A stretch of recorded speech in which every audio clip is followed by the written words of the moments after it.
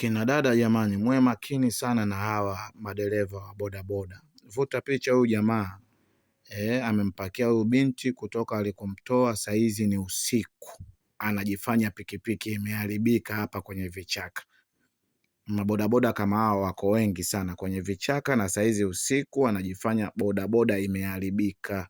We bwana vipi, mbona usiku uko hapa na huyu mtoto wa kike, na we bodaboda vipi? Pikipiki imezingua afya yangu. Imezingua nini wewe hii pikipiki? Pikipiki imegoma kuwaka iwaki. Bwana tafadhali bwana. Iwaki pikipiki. Ndio mbaya lakini. Alafu wewe acha mambo yako ya kiune basi. Yaani pikipiki inagomaje kuwaka wakati umechomoa mwenyewe plug? Si plug hii umechomoa. Wapi babu, pikipiki iwaki imegoma hiyo. Hivyo wewe nani unamuelewa? Wewe si umechomoa plug. Sasa pikipiki inawakaje wakati umechomoa mwenyewe plug? Hiyo pikipiki inawaka. Baba kwenye mashimo pale jiani.